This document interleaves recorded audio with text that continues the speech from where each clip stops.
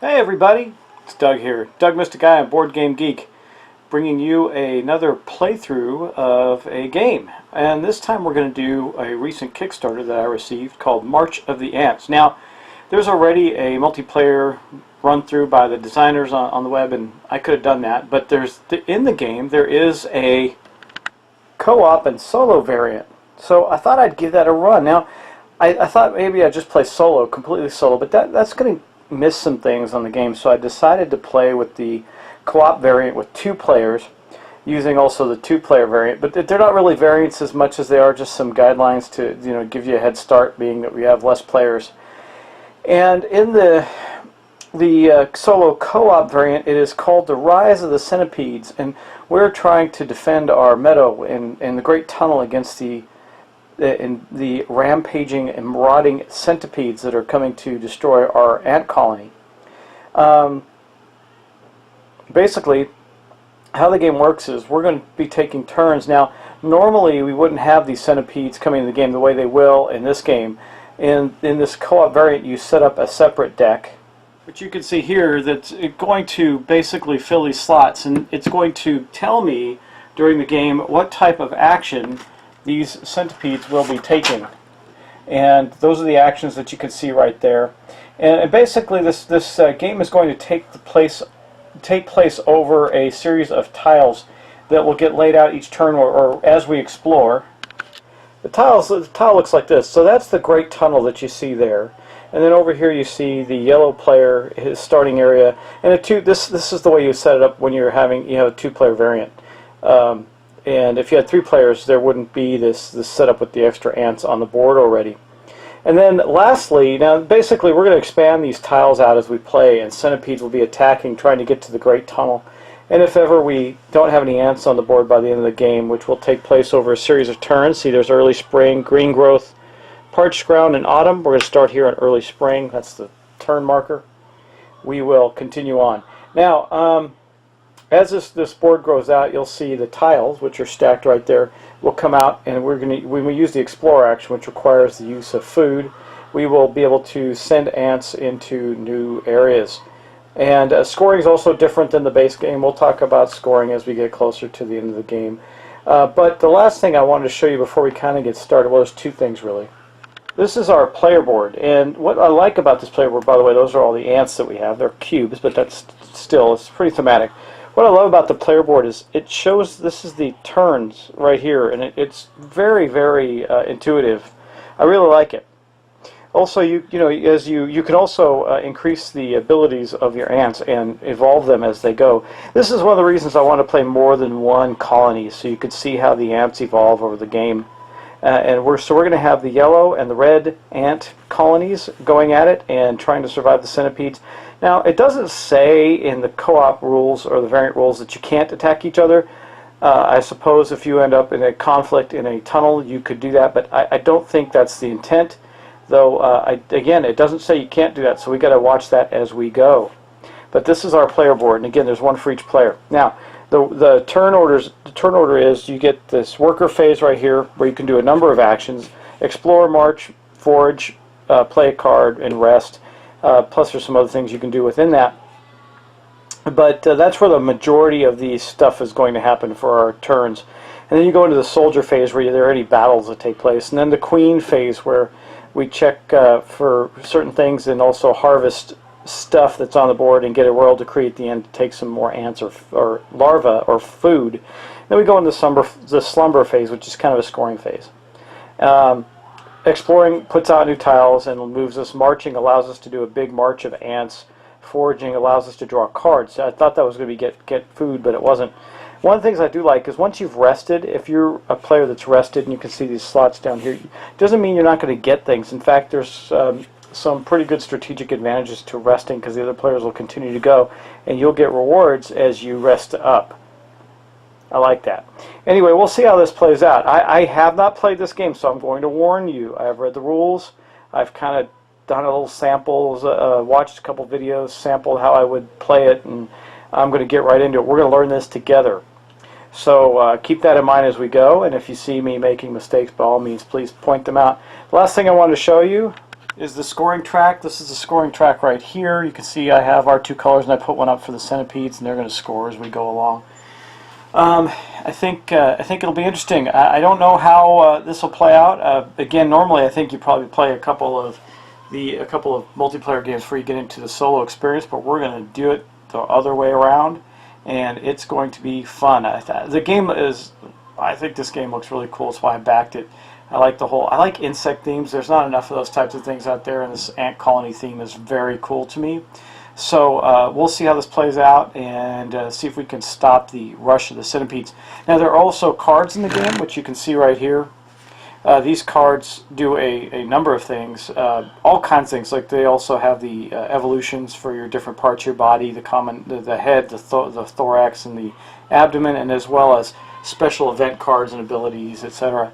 Now, in the co-op version, we separate out a bunch of cards that have the centipede symbol on, and they go into a separate deck. This would not be the case in a standard multiplayer, even two-player game, if we weren't playing the co-op version. So, next steps is just to get started and get taking some turns.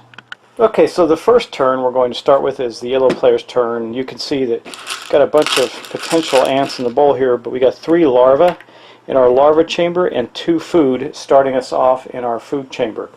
And for the cards that we have a carpenter abdomen. It says to start the queen phase, discard the top card of the deck. You may move steps equal to this number here. That symbol reflects this number right here of the discarded card. Move ants only, so you can't move larvae into the nest, only ants. And then also we have this trap jaw head. It's 3, and it says at the end of the soldier phase, gain 1 victory point for each hex where you battled. So if you have this trap jaw head, that's what they got, was 2 upgrades. That's the yellow player. So how's this going to work? Well, we're going to take a turn, and then we're going to draw a card from the deck for the centipedes. So the first thing that we're going to do for the first part of our worker turn is we're going to explore. Now you can see here that it says explore. Draw a hex, place it adjacent and with a connected tunnel to a hex where you have an ant. Move ants from that hex to the explored hex. Reaction, each other player may place 1 larva from the nest into the... That's another thing I like, is on everybody's turn, even if you're doing other actions, the other players get to do something, a little bit of something too. So we're going to first explore, which is going to consume a food. So we're going to take 1 food token off of the board and put it back in the supply, and then we're going to draw the top tile. Now these first 4 tiles were selected starting tiles, and we're going to have to branch it off legally from this first space right here, because that's where the yellow ants are. So what do we get? We got this dry seep here. So since I got a tile up, let's talk about a tile. Now when you go onto, you're going to place an ant onto one of these squares when you move into it. Now there's only 2 in here, so if there's a 3rd ant there and it was of a different colony, they would have to contest for that space. Now if you have an ant here, that means you are in control of this area, and that will give you a victory point, as well as you can collect food from it. And this one actually gives you a card, so when you collect during that phase, the queen's phase, when you're doing collections, you would get a card. So we have to place this out and then move one of our ants to it. So let's look right here. Now, we have to have a legal movement out, but we don't have to have a legal movement back in. Even though we see that we can do this, and that will be perfectly legal. So we're going to place the dry seep there, and then I think, oh, that was supposed to be here. I think we'll move this single larva, because this one is a 2 larva one. It's going to get its 2 larva in collection. We'll move the single larva off, and we'll put it in the control space right here. You do notice that the double larva is the control space here. This is a food, and that is the entire action for the yellow player right now. And the next thing we do is we're going to draw one of these cards, and it's going to be a certain kind of card, an event, an evolution, or a colony card. Now you can see that this is an an evolution card, so it's going to go in the middle space here. Okay. And basically, you can see here that it says invade. Add a centipede to the meadow. Place the centipede in the highest numbered hex that does not already contain a centipede. Okay, so let's take a look at that. We have 3 hexes right now. This one, you can see the water's edge is a 6, the dry seep is a 2, and the stony meadow over there is an 8. So we're going to take one of the centipedes, and it is going to go over here in this area, which is bad because that means there's going to be some issues, some critters to contend with. Now, if they move, they're going to move into the Great Tunnel, and they're going to stay there, and that's going to be bad for us because that's how the enemy scores victory points in this case. So that was our first card, and it doesn't do anything of what the card says on it. It just does what the the ability of that type of card going into that slot does. So that was an evolution card. Now let's go on to the red ant player's turn. So looking at their board, it looks identical right now to the yellow player's board, but they have a couple different things. They have an event. It's because Swarm, move any number of your ants from anywhere. Oh, you know what I forgot to do? Gosh, I'm already forgetting stuff. We can place an ant when the other player did the explore action. The reaction to that is that each other player may place a larva, which is the ones out of here. Where is it? They place a larva from their nest into any hex they inhabit. So we can actually have placed a 4th ant right there, which will help because we're going to have to fight that critter that's there.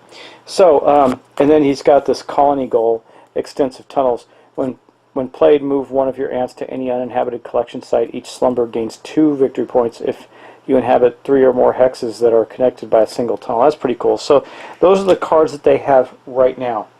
But I think that like the yellow player, we're going to explore because we need to continue to branch out and get more stuff. So we're going to consume a food. We'll put that right there, and we're going to draw another tile and place it on the board. Okay, now that's the area that they have to place in. This is the tile that we have. It's called the fungal reach. Okay, and it's got a pretty good spot there. That's pretty awesome. And we're going to have to, let's see, we're going to have to make it, I think we'll do this. I don't know, because that means it's, well, yeah, that's fine. It's just going to go out and away from the Great Tunnel, unfortunately. But let's do that, and then he'll have to move an ant into there. I think we'll move right here onto this. You know what, we'll take one off of this single larva space and put it right there on the dual larva space. And now the yellow player gets to place one of their larva from their larva chamber down onto one of the spaces as well. And I think we'll go right here to get a card. And then last but not least, we have to draw a card for the centipedes and see what happens. This is another evolution. Okay, so we're going to take another one. It's going to go into the highest numbered hex that does not already contain a centipede. That looks like it's going to be the water's edge. You can see the water's edge here is a 6, dry seep's a 2, and the fungal reach is a 5. So we're going to place a centipede in there with those ants. Maybe the yellow player should have colonized, put a larva in that other space there. That is not good. Okay, that basically is going to. And now to play a card, I didn't talk about playing cards. Playing cards aren't free. There's a cost, and you can see the cost here on this side of the card. So this will cost 3 either larvae, a combination of larvae or ants. So you lose your critters on the board. They go back in your general supply. If you pay for them like this, the Carpenter Abdomen only costs 1.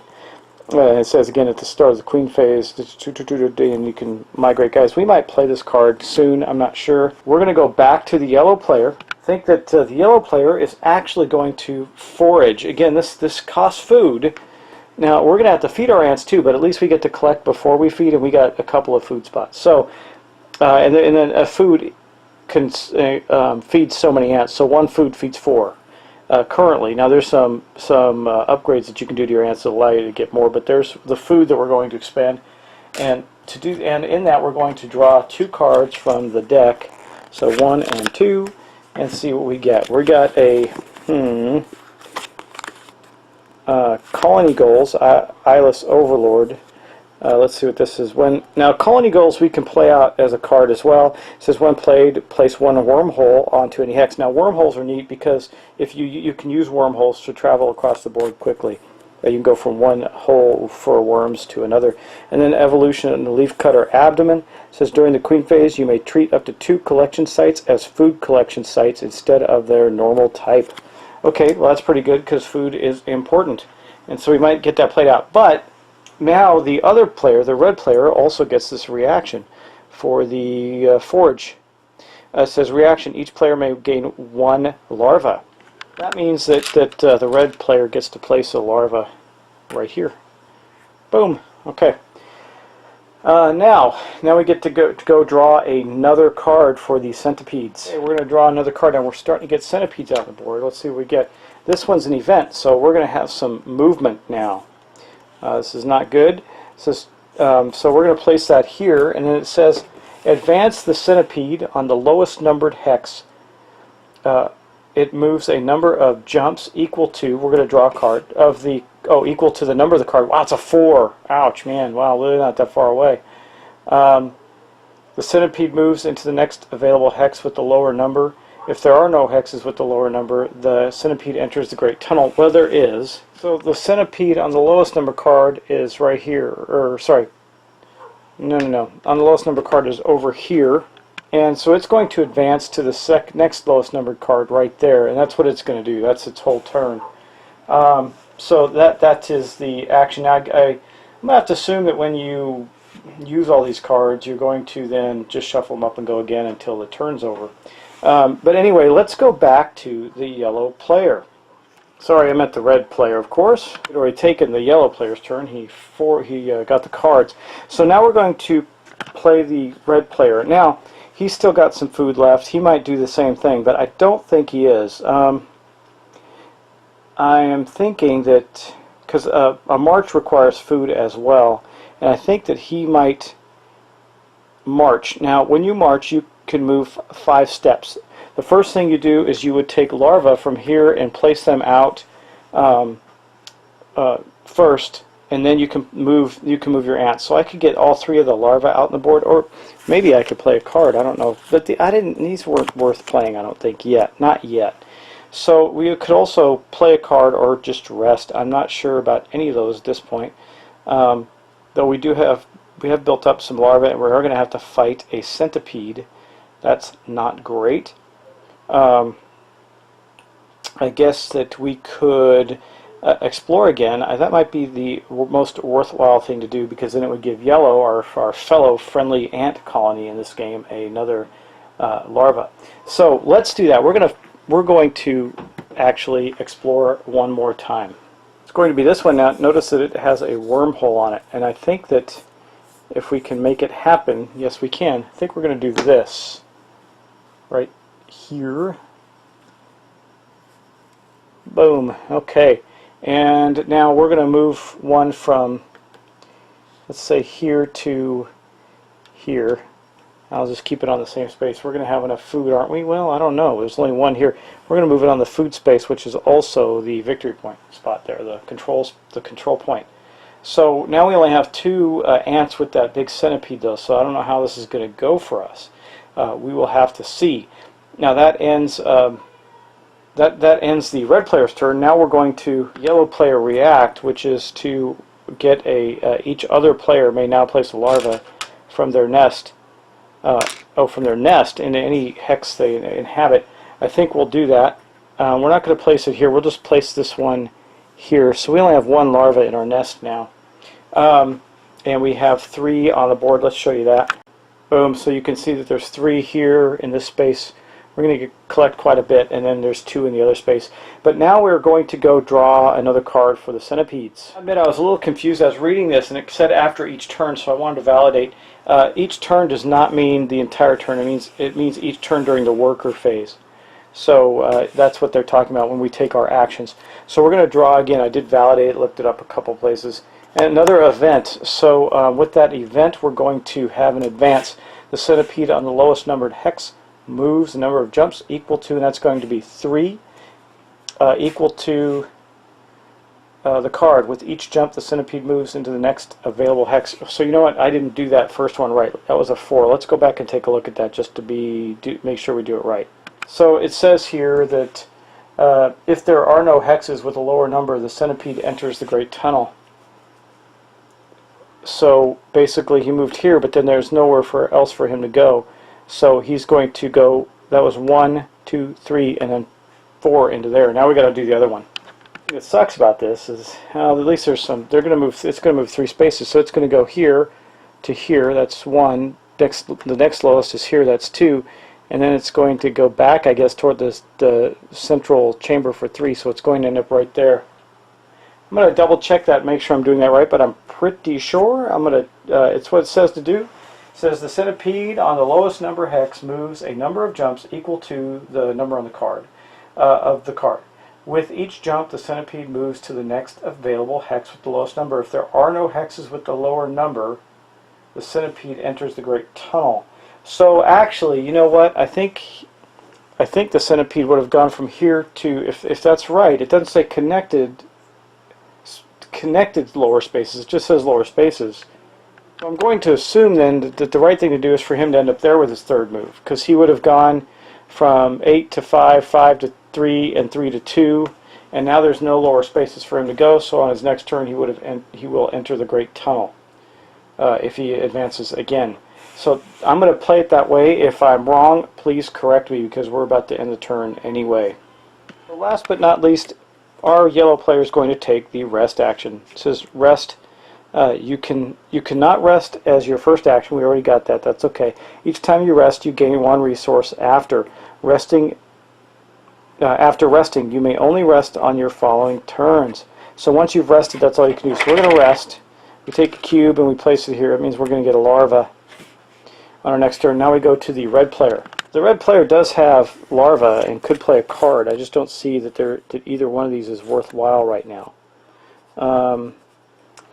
I just don't see it. I think we just need to get them on the board, and unfortunately, a march isn't going to help us because this march only allows you to march ants. We could spend 2 larvae to get this one out,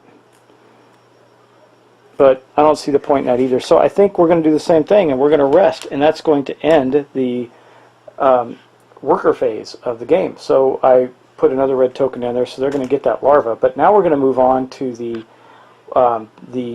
soldier phase. So now in the soldier phase, we are going to have a battle with one of the centipedes here, with the yellow player. And I'm going to show you how that works. So first we're going to determine the army strength. Right now it's the number of ants plus the card in the head slot that would be there, and there aren't any, but it does say during the soldier's phase increase the army strength by 1 for every head evolution. We haven't done any. So right now our ants are strength 2. Now the centipedes, they get to draw the card off the top of their deck to come up with their initial strength. So right now the centipedes and the ants are tied at strength 2. Now we can play a card for its ferocity to add to that, and I don't want to lose, and I don't really care about this one. So I think we're going to play this one on the ants, and I'll tell you why we want to play more, because we're going to draw 1 more card and add it to the action here. So we are going to play this. That's going to put us at a 6 total, and the centipedes are currently at a 2. So basically, we the player have added our card for ferocity, and now the centipedes. And here's the centipede battle rules. Centipedes discards the top card of the deck. That was the 2. To give their army strength, players may discard a ferocity card. We just did that for 4. Then centipedes discard the top card, adding it to the strength. So what do they get? A 1. That's awesome. So we totally kicked their behind. That's great. So now we look at the outcome and casualties. Ants win if they have an equal or greater total. Okay, we do. We have 6 compared to 3. If the player wins with an equal or greater total, he or she destroys the centipede, gains 1 food and 1 victory point, and loses ants equal to half the centipede's total rounded down. So that was, wow, so half of it was a total of 3, so rounded down, so it's a 1, so that's not bad. If the centipede wins, the player loses ants equal to the centipede's total army strength. That is not the case. So, and again, we had a total strength of centipedes of 3, so that rounds down to a 1. And so what happens here is they lose, and I'm going to take it off this card draw, they lose an ant, it is killed, but we also killed this centipede.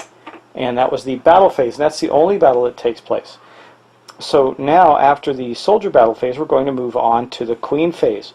So the first thing we do is we check the abdomen ability. By the way, I need to discard this card that we used for the battle. There is no abdomen ability in either one, and basically if you look under the abdomen on the card, it states, during the queen phase, each food feeds one additional ant. Now we don't have any, so we're not feeding an additional ant with food. But before we do that, we're going to harvest. We're going to collect resources. Let's start with our yellow player. Before that, before I forget, for killing the centipede, we collected one food token for the yellow player, and the yellow player also gained a victory point. And I guess I'll do it now. I guess I could do it during the slumber phase, but the centipede that made it into the Great Tunnel actually scores 1 point per player. So currently the centipedes are winning. Okay, let's go back to the yellow player. During the harvest, you look at the squares that the ants inhabit. So we got a food, 2 larvae, 3 larvae, another food, so for 2 food, and a victory point for the control spot. So we have a total of 3 larvae, which we will put into the larva chamber, and we have another 2 food that we will be able to collect this turn. So there's the 2 food, which goes into the food stores, and then in addition to that, we'll do the other ants. Now we have to feed the ants, so we have a total. Now we don't feed the ones that are in the larvae in our chamber. We just feed the ants on the board. So there's a total of 4, so that's only 1 food. So we'll feed those ants. That's I think you're supposed to go back. We're just going to do the entirety of the yellow player, then we'll go do the red player. And then we get to do our royal decree, which is gain 2 food or 5 larvae.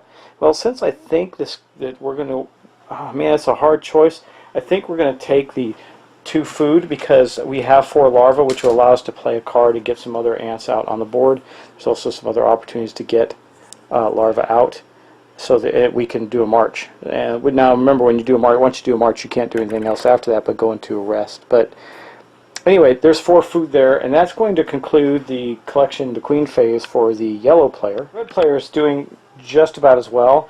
We're going to have let's do food first, 2 food right there, so 2 food, and I'll do victory points at the last bit. So we know that we owe the yellow player 2 victory points. There's the food for the 2 food for the collection for the red player, and then for a larva, he's got 2, 4. So he's going to increase 4 larvae, 2, 3, and 4 into his larva bin. Let me show you that. The larva chamber also, by the way, the one from resting got to move over for both of them, so they got 1 extra there. So they got quite a bit of larvae. So now as they go into the feeding phase, they have a total of 4 on the board as well, so they're going to use 1 food.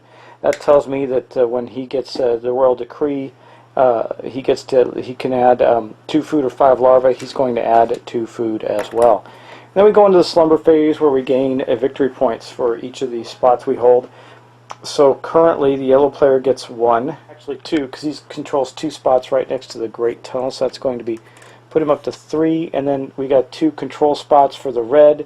That's going to get them started and put them equal to the centipedes. And that actually marks the end of an entire turn.